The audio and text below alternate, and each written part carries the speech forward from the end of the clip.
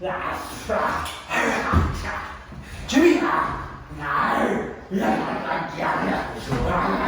What? I never fixed it. I don't understand anything you're saying. It was never safe.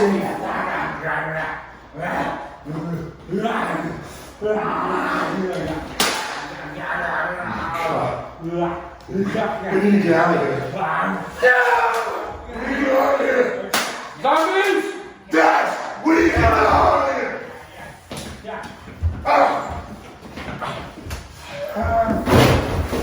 Action!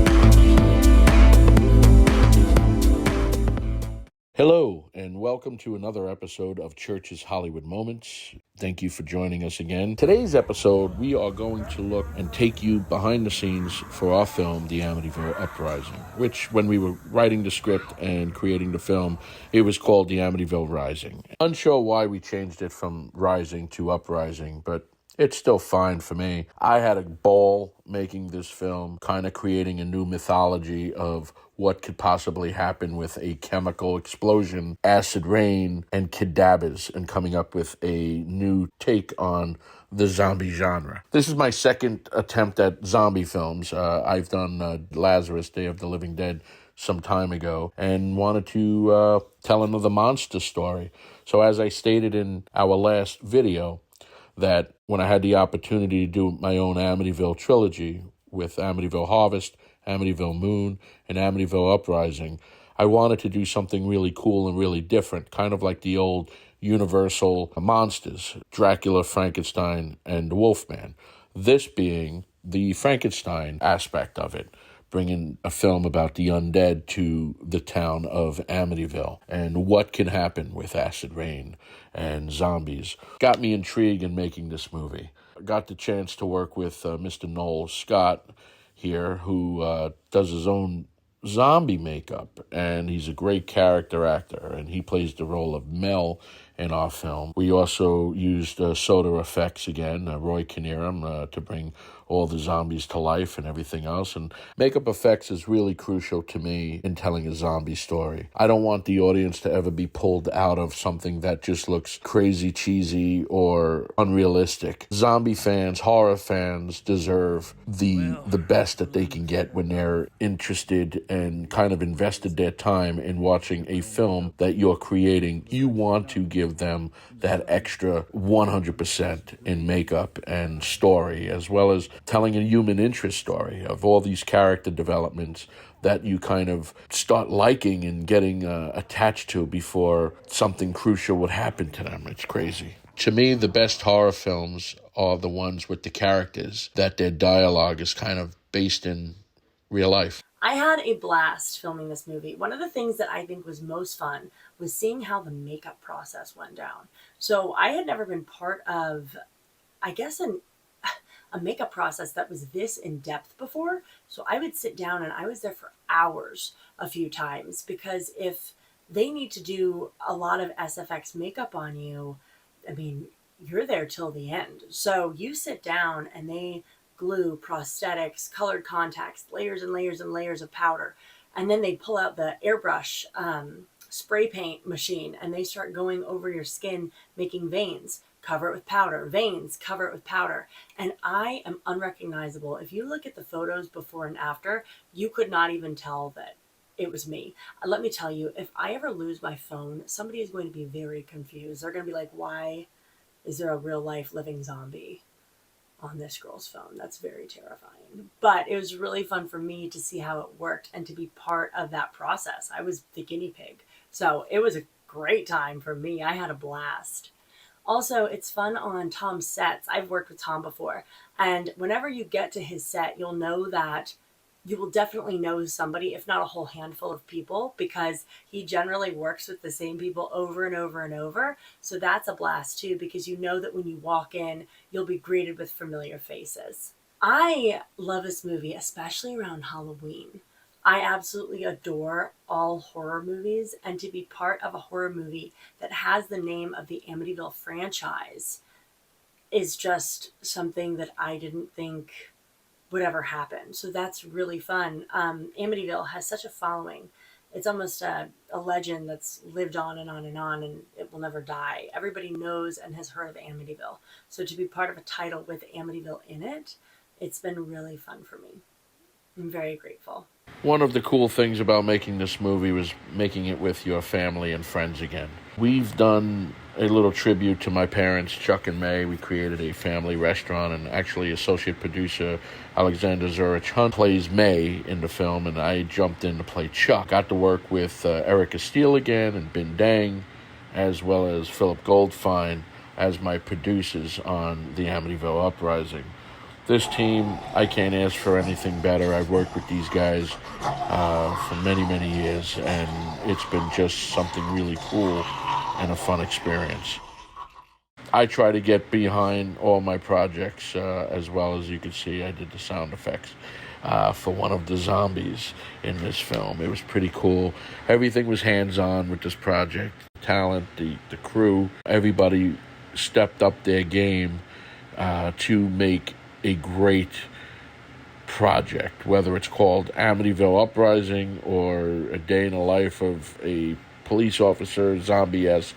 Everybody that put their heart and soul in this project kind of pans out. And we had a lot of restrictions making this movie. We had a lot of issues in some of the studios we worked in.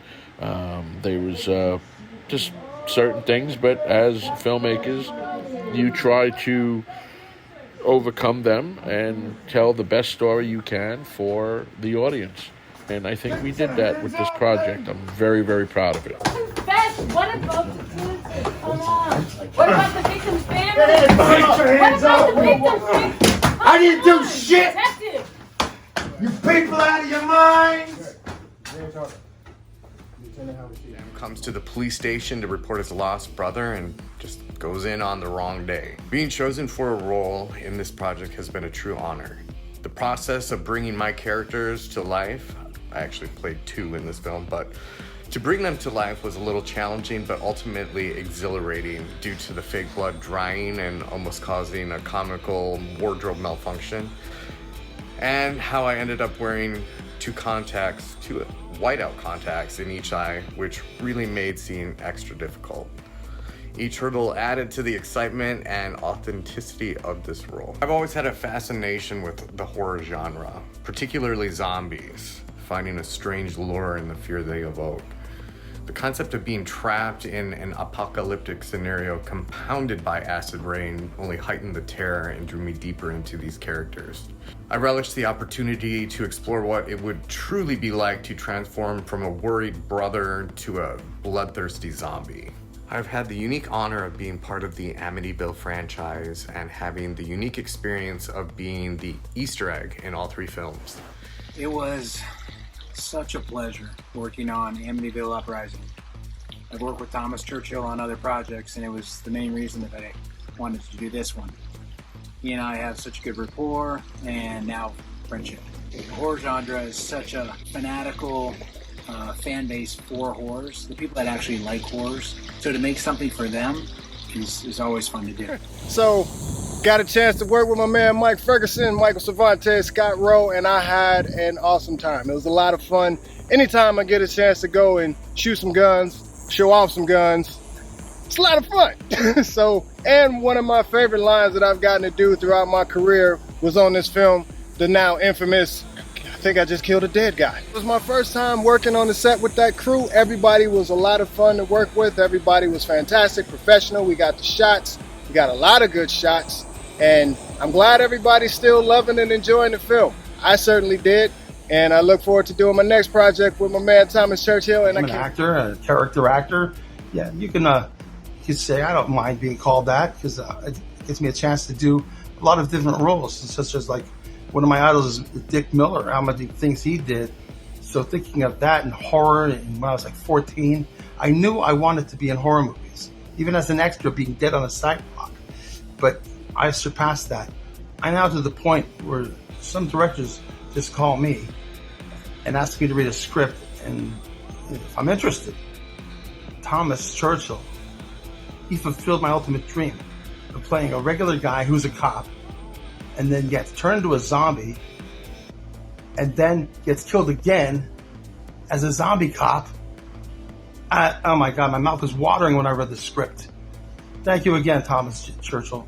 It was just a pleasure, a pleasure. And the one thing about Thomas is he lets you come into a set and lets you do the dialogue your way, your take on it. And if it's something he didn't like, you to say, no, do that. When I got the script for Amityville Uprising, I was stoked. This was an opportunity to play a character that I'm a bad guy. But this is a cop that's seen and done it, and I was very grateful to watch his journey in this movie. And I have really cool art. How did I prepare for this movie? He's a police officer. He's done a lot of undercover work, he's tough as nails. So I locked myself away for a couple of weeks, and I did push-ups, sit-ups, used elliptical. It's not that I don't already do those things, but I really put the pedal to the metal for this because I want to be, we're doing a zombie movie. We're harbingers of the apocalypse. We got to make it look cool. At least I want to feel a little bit cool to bring Lance McQueen to life. But yeah, I got to talk to the director, really develop him. We had 3 or 4 walls. And with Tom, we made those 3 or 4 walls look like 4 different hallways. It was amazing. You know what I'm saying? When you go back and look at filmmaking and stuff like that, we're telling a story. And if we believe it, and we make that audience believe it, that's dope. But yeah, I remember that was dope. Most of my roles, I sit away from everybody for about a week and then just really develop a character from there. And sometimes I'll reach out, if I can, and ask, hey, what can this or this? And I was very lucky in this movie to get that. And sometimes I'm very lucky to get that. Sometimes I don't get that. But it's all part of the process, man. It was a great movie to shoot. First of all, I've done 5 projects with Thomas Churchill, and we have an unspoken communication that I really appreciate. Mitch Parks is a wonderful cinematographer, and it's a really beautifully shot movie. Working with Scott Rowe and Mike Ferguson, I was really lucky. Great actors who can really communicate. And where else can you get bitten by a cheerleader and survive?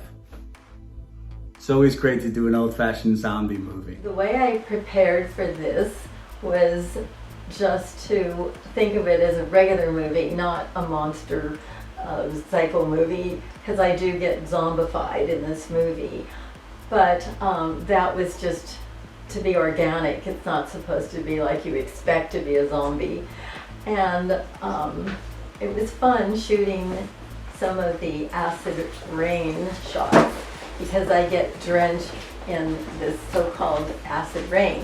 But what they were kind enough to do is to make the water warm. So it was just like taking a warm bath. Of course, my face was broken out with latex bumps and blisters and what have you, bloody messes. Some of the days I had more blood than others, and sort of by the end of the shoot I had hanging flesh. Now for my arm, after, of course my face was bloody and everything, but we had a scene where tendrils of flesh came out of my arm. So what they did is they made a sleeve and filled it with blood and pieces of like vinyl or plastic tendons. And so when they ripped it off, I'd be hanging with blood and guts.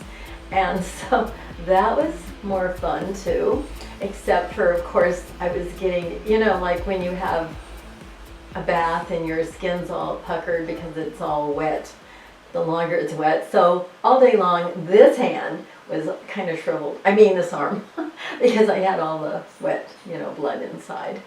But it was still an experience that you'll never forget because you get to be creepy and scary, and it's really fun to scare a lot of people. So that was the best. First of all, I want to start off by saying that the set experience was unlike anything I had ever experienced.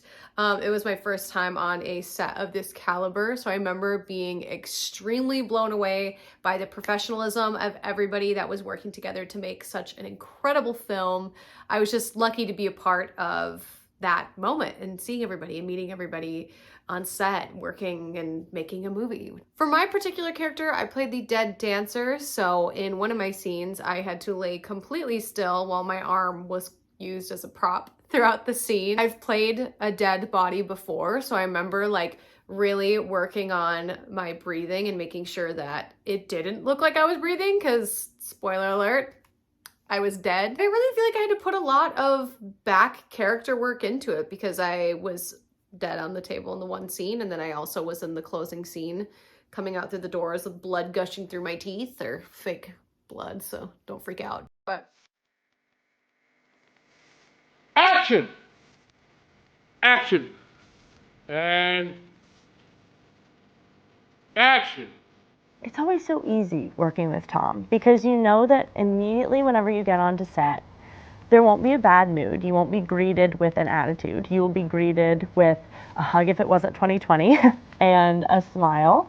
And hi, how are you doing this morning? Do you need anything?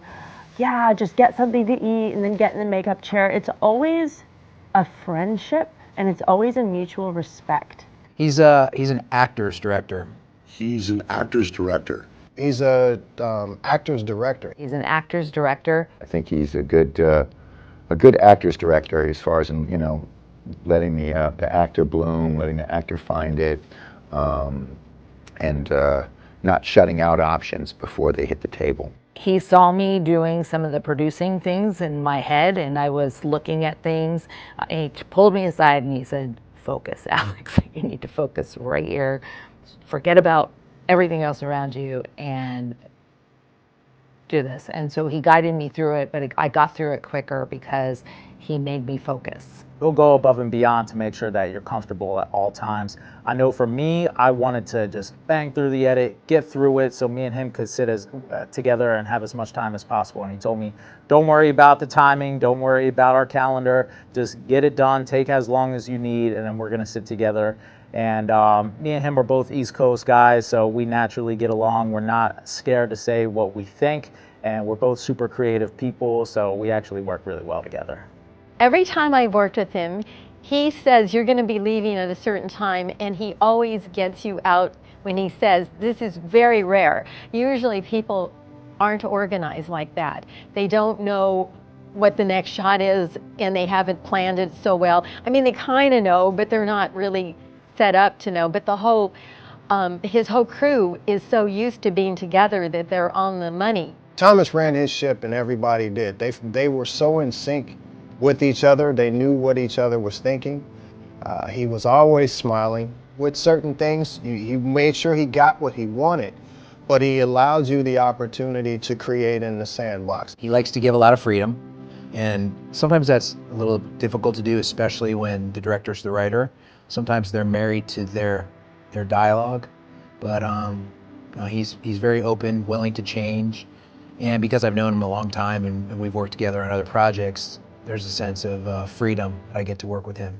So yeah, I really enjoy being around him as a person and working with him. He's a friend, you know, and literally this is the first time I've worked with him, and I want to work with him over and over because it was beautiful. The whole team here was like a family, which doesn't happen a lot on sets. You know, usually you got your bottom line people and everybody's rushing and everything, but this, working with Thomas, he brought me into a family environment, which was awesome.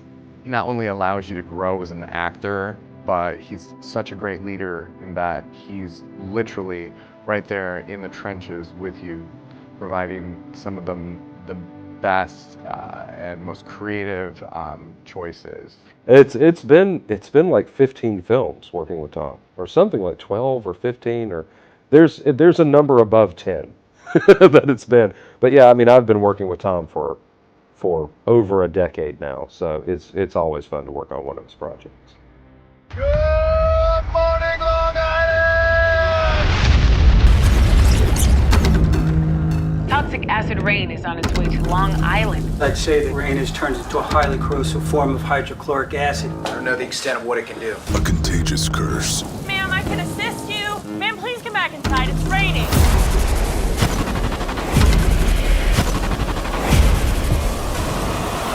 Once it makes contact. Ira, we need help. What happened to it? Rain. Oh, She needs medical attention, Doc. I'm a morgue technician. What do you want me to do? It consumes you. There we go. All right, we need to clear the station and head out to the alley. Screw the alleyway. That is acid rain. We aren't going anywhere. Guys, there's something in here with us. That thing was a man. I just killed a dead guy. Evil will rise. Scott C. Road, Tank Jones, Michael Ferguson. We need to at least try to make a call for help. Yeah, I'd love to hear that call. This is Amityville Station 3. We're under siege by zombies.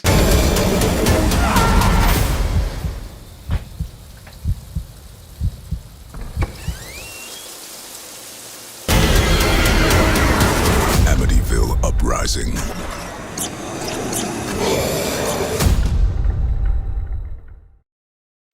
That's a wrap. 3, 2, 1, boom!